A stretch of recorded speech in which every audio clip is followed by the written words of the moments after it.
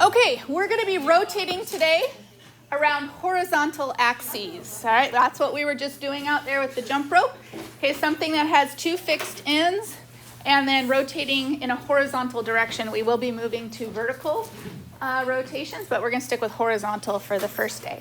This is called the washer disc method or disc washer method, and so we'll see how that works out.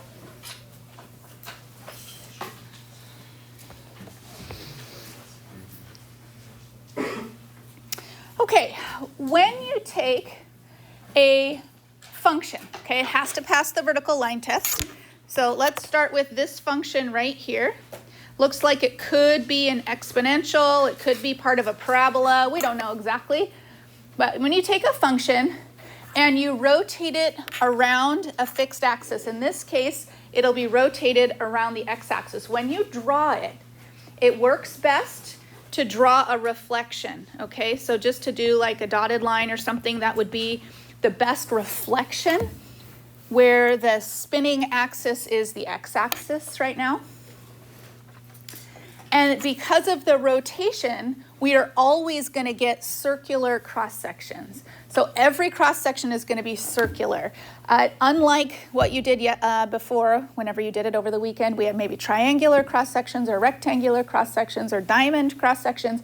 All of these are going to be circular in nature, okay? So as you reflect, and then once you get that reflection, you're going to draw sort of a curved edge that connects point B, maybe to, but make it curved to its reflected point below it. And then the same thing from point A, you kind of draw to its reflected point below it. And then I use dotted usually to show the back half of it so I can see that it's circular in nature, but it's all being rotated. In this particular example, and it's Pi Day this week too, so this is a great week, right? Pi Day on Friday. Okay. Just know she could have brought donuts, but instead you watched her jump rope. So all right. In this first case, the circles are expanding because we're growing from A to B. As the function is growing, the circles are expanding and getting larger. But in the example I've given you down in the other one, the circles are shrinking down or narrowing and then re-expanding again, okay? If you've taken ceramics and you've gotten to use the wheel, that's using a vertical rotation because the wheel is spinning this way. If you've watched woodworking videos or anything, a lot of it will spin with a horizontal axis. So this sort of looks like a doorknob to me, kind of. But it pinches and narrows because the function decreases, and then the function switches to increasing again. The area of any of those circular discs is going to be pi r squared, okay? Now, every single one of those areas also has a tiny width, and the width we call dx, which is going to get increasingly small. We want these. We don't want to start it with just 4 discs. We want to have 12 discs, or we want to have 32 discs, or we want to have 99 discs, or we want to have infinitely many discs. So the way we're going to convert that into volume is to have the infinitely many pi r squared dx's, starting from the first disk, ending with disk K, but how many K such disks do we want? We'd like to be approaching infinity, so the limit of K will be approaching infinity. This is called a Riemann sum, which then converts to an integral. So the integral is the process of taking infinitely many of those circular cross-sections. Here is a shape that produces more of an egg kind of shape. Right, it is the square root of sine x. That's the curve. It goes from 0 to pi. And as it's rotated around the x-axis, it forms sort of an egg type shape with two end points there. our pi r squared becomes pi f of x squared because f of x is the same thing as the radius. The radius, if you zoom, ooh, that got blurry. Okay, every cross section that's created here, so there would be the reflection of the circular piece, and then here's the back side of that. Its center is on the x-axis. Its radius is the same as y. So what starts out as pi r squared becomes pi y squared because y is the same thing because it's the height measured from the axis, which then becomes pi quantity f of x squared. So that's the area. And so we integrate that pi f squared, so in this big yellow box, we have that the volume, I don't know why do I have it there twice? Oh, because you could either have pi inside or you can pull pi out to the front. All right, what allows us to do that? Pi is a constant. All right, so pi can either be in here, but I usually find it easier to bring my pi out to the front. Here's where parentheses are really going to matter. The square is not on the x part of it, it's on the entire quantity f of x. It's f of x quantity squared. The pi is not impacted by the square. It gets pulled out to the front. So the volume will have a starting point and an ending point. The dx means we're doing horizontal axes and we're squaring the radius. So let's actually work out what that would look like. So this volume would be defined as going from 0 to pi because those are the axes of the original curve, the original function, the endpoints. We'll have pi times whatever y is squared, dx. Well, y is defined as the square root of sine x. So this becomes, I'll pull my pi out to the front, and that will become the square root of sine x, quantity squared, dx.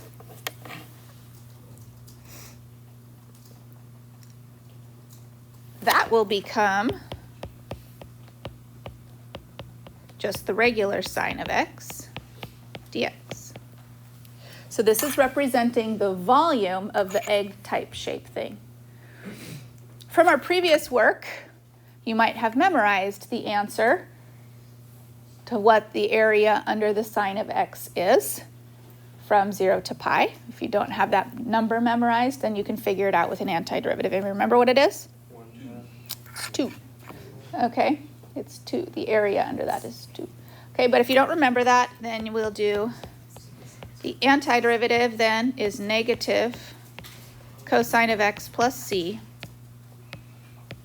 going from 0 to pi. So that would be pi times the negative value of -1 minus the negative value of +1, which turns out to be 2 times pi. The units on that are cubic because we're representing now, we're measuring the volume, we're not measuring the area. So this would be cubic units in whatever units are specified if you have specified units, but it's 2 pi cubic units. That represents the volume of the shape, the egg shape created. Yeah? So what's the difference between this and 7.3a? In 7.3a, let me pause. All right, let's try another one. This would be something I would expect you to do without a calculator because the shape is a familiar shape. You'll get more complex ones and then you get your calculator because the shape is going to be more wavy. But this, an e to the x, pretty normal. So the region is e to the x. So let's create, and you don't have to draw it in 3D. All right, so e to the x, we know, you should know, looks like this.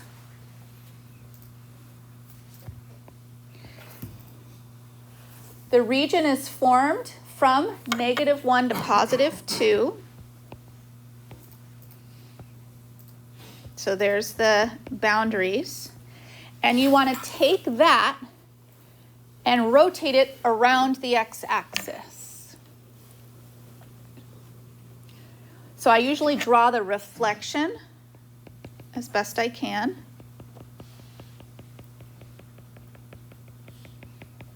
Okay, that would be the reflection over the x-axis.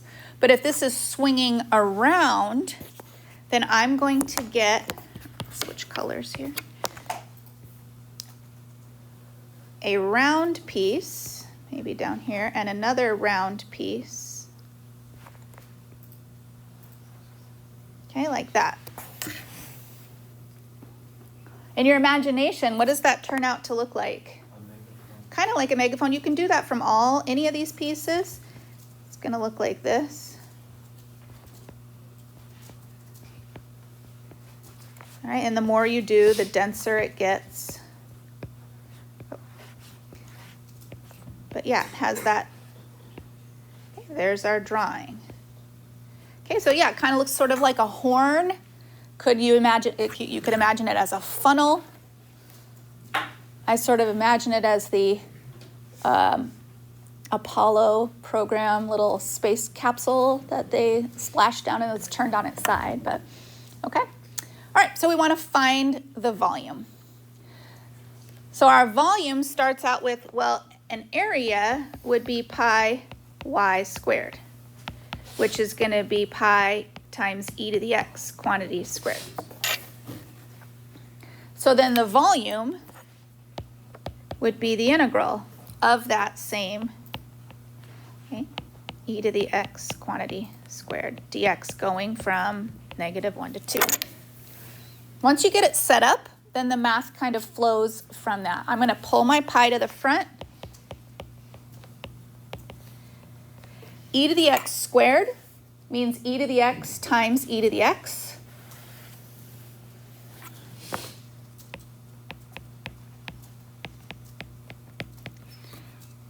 In parentheses. And e to the x times itself is e to the 2x. It's not e to the x squared. That's not how powers work. E to the x times e to the x would be e to the 2x. Then I can do an antiderivative from that. So pi would be on the outside. My antiderivative e to the 2x is e to the 2x divided by Lenny and divided by 2, plus the constant c going from -1 to 2. And then you'll plug in and subtract. I'm not going to finish this, but I wanted to go through the setup and then the correct antiderivative at least. Okay, any questions so far? Okay, awesome. All right, this one we'll get to use our calculator for because it's 2 plus x cos x. All right, 2 plus x. I don't expect you to know what 2 plus x cos x looks like. So go ahead and grab your calculator. In radian mode, graph that. Make sure and just graph the original curve and then we'll rotate it together.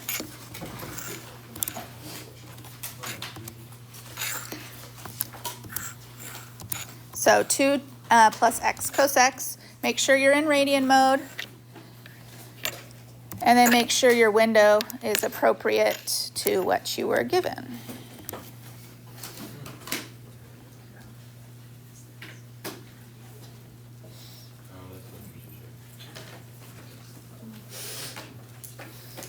So then what you want to do is you want to sketch what you're seeing from -2 to 2.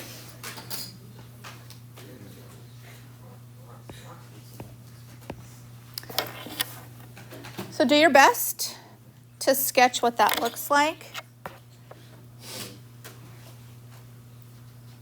I'm seeing mine something like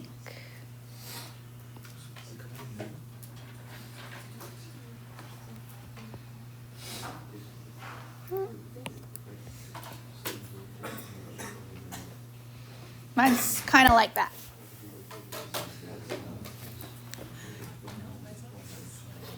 Just depends on your window you're looking at.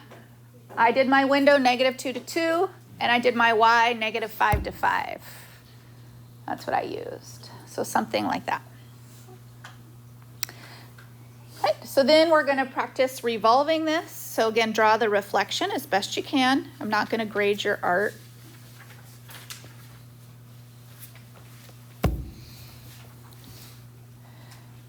And then maybe an open end on one end. That. Sure, could be a flower vase.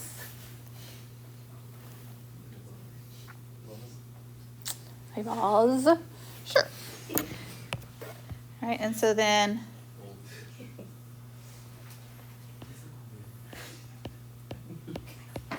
it's being rotated this way to sort of give it a little bit of depth.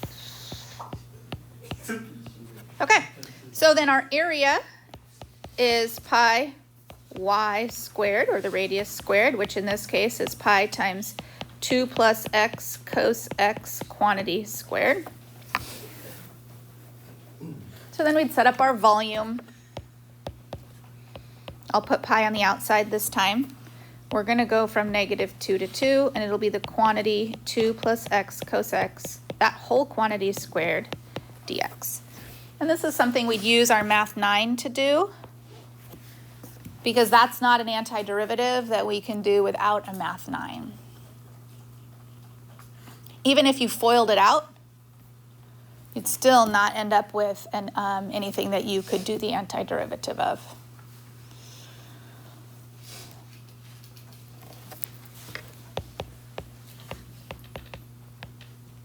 All right, we're not going to finish that either, because that's not really the point. The point is just setting it up. All right, any questions about setting up these volumes? Yeah? Could you just like find the area and then square it and times it by pi?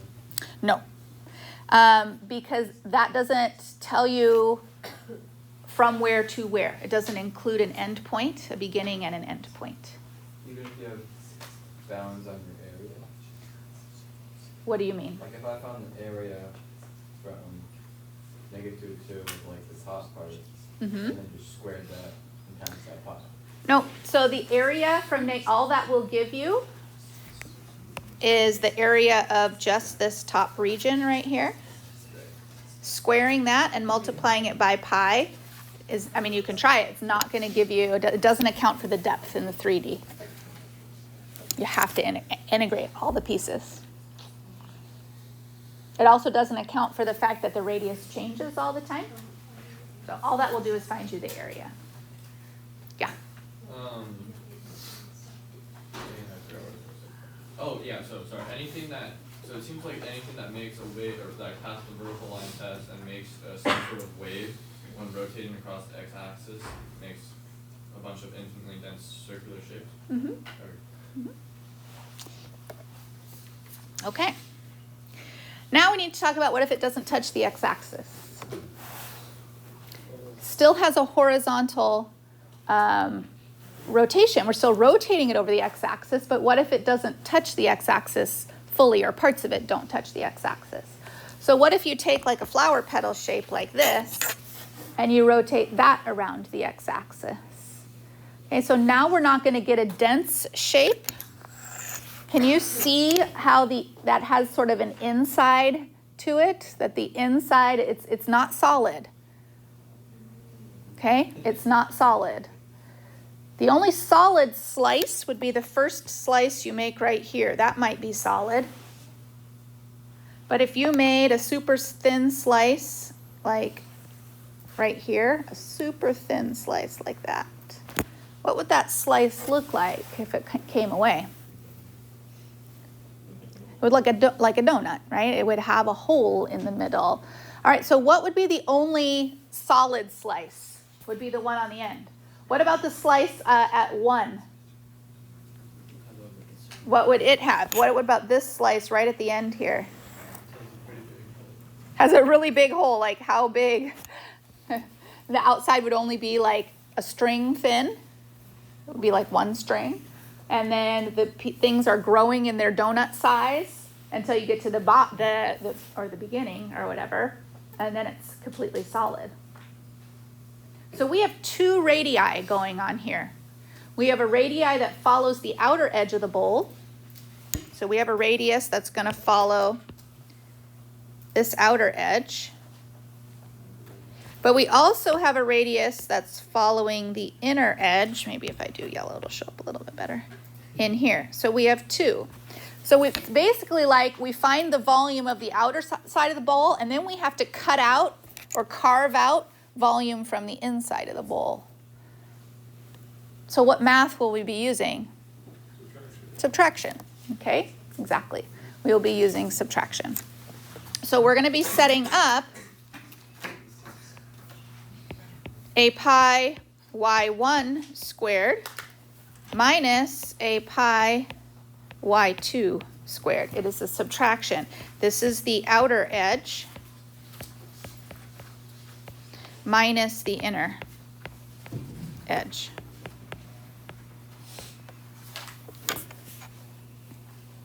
And we'll integrate that to get our volume. That would be simply, if we were just doing the area, that's what it would look like. If we were just finding the area of the donut slice, or a washer, it's what it's called, a washer. As soon as we throw an integral on there, then we will have volume. It works even for a piece like this.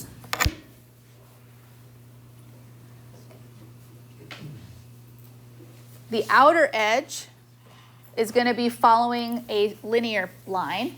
The inner edge is going to be following a curve. When you try and draw that, try to draw the reflection as best you can. So I know the drawing is right there next to it, but practice. Okay, you would draw a reflection like that. And then there would be an open gap on that end. And another bigger open gap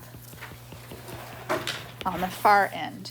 But the inside is following more of a, the outside is a straight edge, but the inside is following this.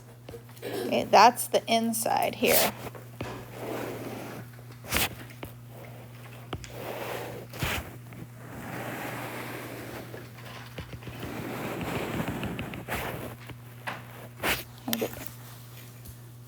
So again, they use big R and little r. Big R would be the outer radius, little r would be the inner radius. We can use y1 and y2, however you want to do that. But the strategy we used before, if you come from the top, the first thing that the first function that you hit will be your y1. And then the second function that you hit is going to be your y2. That'll always work that way, so you get your order. If you get them backwards, then you're going to get negative volume, which means you basically turned your thing inside out and you figured out negative volume. But okay, so if you get it the right order, it would be y1 minus y2. Okay, so another way you can call it is F and G. It's all the same. So you might see a textbook that calls it big R and little r. So this would be big R squared, and this would be little r squared. That would work. Or you might see y1 squared and y2 squared. Again, you can pull the pi out to the front. What I want to make sure that you understand that it is not this. That is incorrect. Because these two things, are not the same. Even though a lot of people still think that they can just take this square and attach it here and attach it here. And that's not, so this is correct, squaring them separately. This is not correct. The square, there are two separate squares on the separate functions. So make sure you get that in your setup right. All right, so let's try one of these. Let's take this petal shape and let's set up the rotation. So we are going to have the outer edge. Okay, taking a look at that. Which of the curves is forming the y1 or the outer edge? The rad x. So we're going to have pi times rad x quantity squared, and then minus, and the inner one will be formed by pi times x squared quantity squared. So maybe, set it up like that just so you're sure about the subtraction and which comes first. So then our volume would be the integral along the x-axis from 0 to 1 of pi times rad x quantity squared dx minus a different integral from 0 to 1. So that's the setup.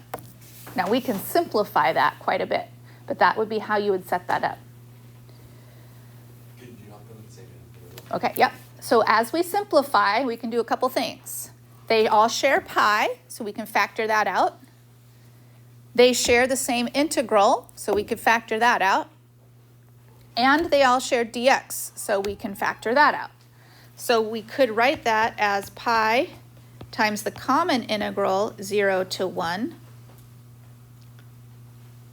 of x minus x to the fourth, and then put a single dx on the end. So that would be another way to write that. So rad x squared is x squared squared is x to the fourth. And then you work through, this would be something you would do without a calculator. So 1/2 x squared minus 1/5 x to the fifth plus c from 0 to 1.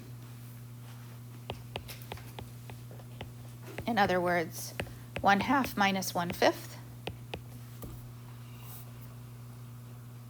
So 5/10 minus 2/10, or 3/10 pi cubic units, which would then represent the volume of this bowl shape with a piece of the inside cut out, carved out of that. Evan, did that cover your question? Yeah. About like doing them with the same same integral? Like if we just put it in the same to begin with, is that fine? Yeah, yeah. We're just developing good habits. I'm just showing everybody why that works. All right, our last one. 2 plus cos x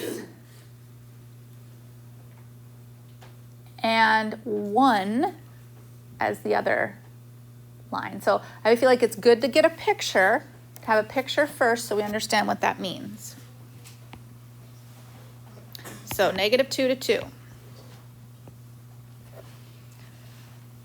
Everybody should know what cos x looks like. Everybody also should be able to shift cos x up by 2. So that's going to shift it up to 3. And we're going to have cos x looking like this.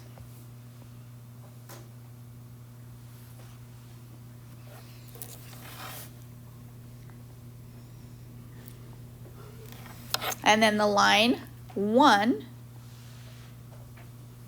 is going to come straight across like that.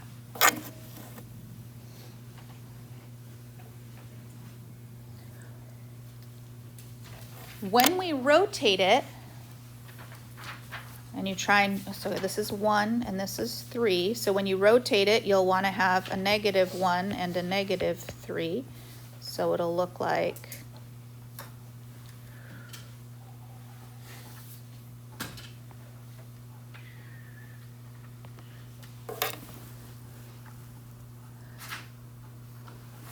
the rotation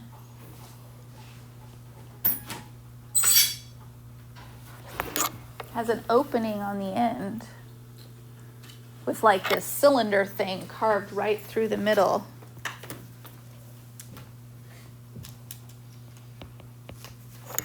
So it's almost like a bead where it's got, there's a hole, cylinder right through the center.